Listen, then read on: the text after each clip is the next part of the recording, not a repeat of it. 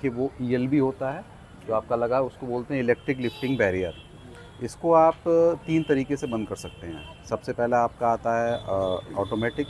Automatic में आप ये नॉब दी हुई है इसकी, इसको आप ऑटोमेटिक पे घुमाएंगे और पुश बटन की सहायता से इसको बंद करेंगे। ईएलबी आपका ऑपरेट हो जाएगा पुश बटन की सहायता से।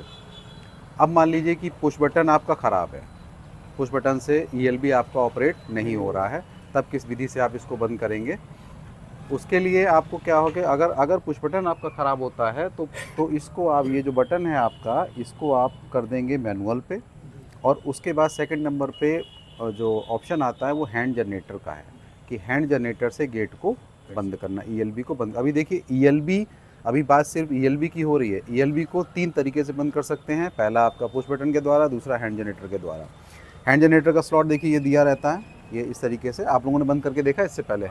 बंद करा हुआ है ना सबने? हाँ।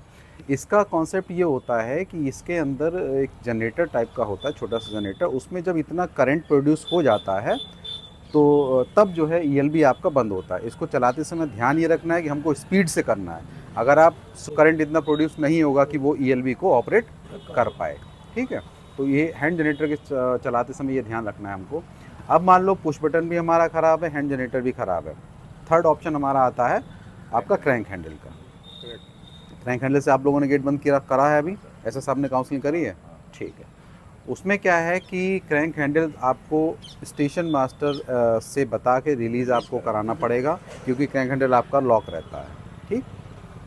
कोई भी गेट पे एबनॉर्मलिटी होती है, इवन आप अगर हैंड जनरेटर का भी प्रयोग कर रहे हैं तो भी आप स्टेशन मास्टर को पहले बता देंगे कि सर पुश बटन मेरा ख़राब है या इस वजह से मुझे हैंड जनरेटर का प्रयोग करना पड़ा। प्राइवेट नंबर के साथ विफलता दर्ज करी जाती है, ठीक है? इसका ध्यान रखना। ऐसा नहीं करना है कि स्टेशन मास्टर को बताया ही नहीं, आपको सारी जानकारी कि पुश बटन मेरा ख़राब है, इसके बाद मैं हैंड जनरेटर से कर लूँगा, है ना? सारी चीज़ स्टेशन मास्टर को प्राइवेट नंबर के साथ आपको बतानी है कि साहब ये मेरा ख़राब हो गया, अब मैं इस विधि से गेट को बंद करूँगा। क्रैंक हैंडल आपने देखा हुआ है कि दोनों ईएलबी में पीछे स्लॉट रहता है, अलग अलग जो है ऑपरेट दोनों को करना पड़ेगा। उस तरीके से क्रैंक हैंडल ऑपरेट होता है।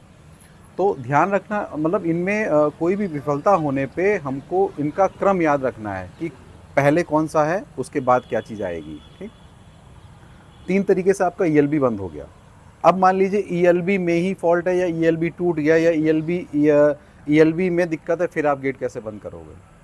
एक चीज़ यहाँ पर मैं रिमाइंड ये भी कराऊंगा। एक कंडीशन आपकी और कि आपका ईएलबी भी ठीक है, पुश बटन भी ठीक है। आपने पुश बटन से ईएलबी ऑपरेट किया लेकिन ईएलबी लॉक नहीं हुआ। दोनों चीज़ें सही है, पुश बटन भी सही है और ईएलबी भी ठीक है, ऑपरेट हो रहा है पुश बटन, लेकिन वो वहाँ लॉक नहीं हो रहा है। एक ये भी स्थिति बनती है ना? तो इसमें क्या, अगर ये स्थिति बनेगी तो इसको भी नॉन इंटरलॉकिंग के अंतर्गत इसको हम माना जाएगा, क्योंकि हमारा लॉक हुआ नहीं है और आपके गेट पे दो छोटी जंजीरें दी हुई हैं ताले के साथ, उनसे आप बूम को बांधेंगे, ठीक है? इसके बाद अगर आपका ईएलबी ही बंद नहीं हो पा रहा है या ईएलबी में दिक्कत है, ईएलबी ऑपरेट नहीं हो पा रहा है, तो उसके बाद फिर आप उसको स्लाइडिंग बूम का होता है। स्लाइडिंग बूम देखो ये लगा रहता है, स्लाइडिंग बूम, ये स्लाइड होता है इसलिए इसको बोलते हैं स्लाइडिंग बूम, ठीक? स्लाइडिंग बूम भी आपका इंटरलॉकिंग का ही पार्ट है, clear? Sliding boom non interlocking में नहीं आता है, स्लाइडिंग बूम भी इंटरलॉकिंग का ही पार्ट है।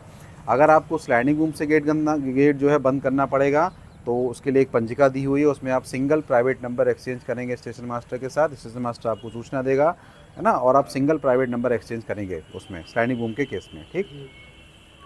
स्लाइडिंग बूम से आप गेट बंद करोगे, प्रॉपर आपको इंडिकेशन मिलेगा, पैनल पे इंडिकेशन मिल जाएगा। तो इसलिए स्लाइडिंग बूम इंटरलॉकिंग का पार्ट, इसमें कन्फ्यूजन नहीं होना, मतलब कन्फ्यूज नहीं होना है इसमें। ये आपसे पूछ लिया जाता है कि स्लाइडिंग बूम किसके अंतर्गत आता है, इंटरलॉकिंग में या नॉन इंटरलॉकिंग में? तो स्लाइडिंग बूम हमारा इंटरलॉकिंग में आता है ना?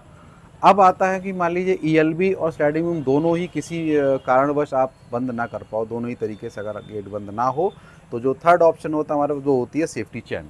आपकी बंदी हुई है सेफ्टी चैन, वो देखो पोल में, वो जब भी आपको गेट सेफ्टी चैन से बंद करना पड़ेगा वो स्थिति होगी नॉन इंटरलॉक की केस। अभी आपका इंटरलॉक गेट है, ये सेफ्टी चैन से जब भी बंद करना पड़ेगा वो स्थिति हो जाएगी आपकी नॉन इंटरलॉक की। सेफ्टी चैन आप उसको, स्टेशन मास्टर आपको सूचना देगा गाड़ी की, एक उसमें पंजिका आपके इस पर रखी हुई है नॉन इंटरलॉक पंजिका, हाँ आपने देखी ली है, उसमें सारे कॉलम भरे हुए हैं।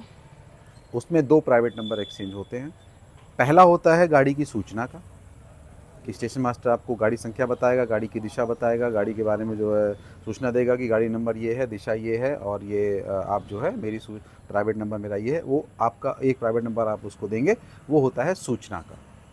ठीक, अब जब आपको सूचना मिल गई गाड़ी की, सारा विवरण आपने अपनी पंजिका में लिख लिया, अब आपका काम है जाके सेफ्टी चेन से गेट को बंद करना। जब तक आप सेफ्टी चेन से गेट को बंद नहीं करेंगे, बीच में स्टॉप डिस्क नहीं लगा लेंगे, स्टॉप डिस्क भी रखी हुई है आपने देखा हुआ है, जब तक आप स्टॉप डिस्क नहीं लगा लेंगे, जब तक गेट मतलब आपका सेफ्टी चेन से गेट बंद हो जाए, लॉक हो जाए, ताला आप लगा दो उसमें, बीच में स्टॉप डिस्क लग जाए दोनों तरफ, उसके बाद ही आप वापस आके स्टेशन मास्टर को बंद होने का प्राइवेट नंबर देना है। किसी भी परिस्थिति में ऐसा नहीं करना है कि अगर इनमें से कोई भी काम आपका छूट गया और आपने प्राइवेट नंबर स्टेशन मास्टर को दे दिया, क्योंकि इसमें रिस्क ये है कि इंटरलॉकिंग के केस में तो स्टेशन मास्टर को पैनल से दिख जाता है कि गेट लॉक हो गया है। नॉन इंटरलॉकिंग के केस में स्टेशन मास्टर को दिखता नहीं है पैनल पे कि गेट बंद हुआ है कि नहीं हुआ है, सिर्फ आपकी सूचना पर ही निर्भर है स्टेशन मास्टर, अदरवाइज़ वो गाड़ी को डिस्पैच या रिसीव कर सकता है। इसलिए दोनों प्राइवेट नंबर एक साथ एक्सचेंज नहीं करने हैं, और जब तक गेट बंद ना हो जाए आपका, जब तक जंजीर से आप बंद ना कर लो, तब तक प्राइवेट नंबर जो है दूसरा उसको स्टेशन मास्टर को नहीं देना है। ये है हमारी गेट की नॉन इंटरलॉक वर्किंग। इसके अलावा एक सबसे इम्पॉर्टेंट चीज़ एक और है गेट संचालन से संबंधी, एक इमरजेंसी स्विच दिया हुआ है आपके गेट पे, आपने देखा हुआ है ना। जब कभी भी इमरजेंसी स्विच का प्रयोग है, जब कभी मान लीजिए आपका गेट बंद है और किसी वाहन ने आके जो है गेट को हिट कर दिया है, बड़े वाहन ने, कि आप वो अवरोध को, गेट पे अवरोध आ गया है और आप उस अवरोध को हटाने में असमर्थ हैं, आप हटा नहीं पा रहे हैं तुरंत, आपके पास समय नहीं है, गाड़ी जो है आने ही वाली, बिल्कुल आपके पास समय नहीं है, आप इमरजेंसी स्विच का प्रयोग करके सिग्नल को बैक कर सकते हैं। इमरजेंसी स्विच, हाँ देखिए, इमरजेंसी स्विच जब इमरजेंसी स्विच का जब प्रयोग होता है तो जो भी गाड़ी के लिए सिग्नल ऑफ करे गए हैं वो सारे सिग्नल बैक हो जाते हैं। अब गाड़ी अगर होम के अंदर ही आ गई है तो वो बैक होने का कोई मतलब ही नहीं है, वो होम के बाहर होगी, लोको पायलट को दिख जाएगा कि अभी सिग्नल मेरा हरा था या पीला था और अब जो है लाल हो गया, लोको पायलट गाड़ी रोक लेगा। ये तब का केस है जब आपके पास समय ना हो, बिल्कुल ठीक है। तो दुर्घटना बिल्कुल बचाने के लिए आपके पास समय नहीं, उस समय आप इमरजेंसी स्विच का प्रयोग कर सकते हैं। ठीक, इमरजेंसी स्विच से जो भी गाड़ी के लिए सिग्नल ऑफ करे गए वो सारे के सारे सिग्नल बैक हो जाते हैं। ठीक है, अच्छा ये थी हमारी गेट संचालन संबंधी काउंसलिंग। और कोई सवाल आप लोगों का, कोई सा भी जो भी आपको समझ में नहीं आता हो, कैसा भी, कि हम ऐसा क्यों कर रहे हैं या हम ऐसा मतलब क्या इसके पीछे पर्पज़ है, ऐसा कोई भी, या जो भी सेफ्टी इक्विपमेंट, कोई चीज़ ऐसी जो आपको नहीं समझ में आ रही, इसका प्रयोग हम कब करेंगे, तब भी आप पूछ सकते हैं। अगर सब समझ में आ रहा है तो फिर हम बंद करते हैं, अदरवाइज आप। ठीक है, क्लियर, सारा सब कुछ क्लियर है, कोई कन्फ्यूजन नहीं। एक चीज़ और ध्यान रखिएगा, रात में सोना नहीं है, नाइट में सोना नहीं है, ठीक है, इसका विशेष ध्यान रखना। बिल्कुल अलर्ट रह के ड्यूटी करना है ना, दिन हो चाहे रात हो, क्योंकि आपकी अलर्टनेस पर बहुत कुछ निर्भर है। हम लोग ऐसे विभाग में हैं कि ट्रेन में 1000-1500 लोग होते हैं, उनकी जान मतलब हम ही लोगों के उसमें है ना, तो हम लोग ऐसे डिपार्टमेंट में हैं, तो बहुत सतर्कता के साथ ड्यूटी करना है। बाकी कोई भी कैसी भी दिक्कत हो, हाँ, बाकी कोई भी कैसी भी दिक्कत हो आप तुरंत एसएस को बताइए। हाँ बिल्कुल बिल्कुल, तुरंत आप एसएस को बताइए, मेरा नंबर रख लीजिए, मेरे को बताइए। ठीक, ओके, ठीक, चलो बढ़िया।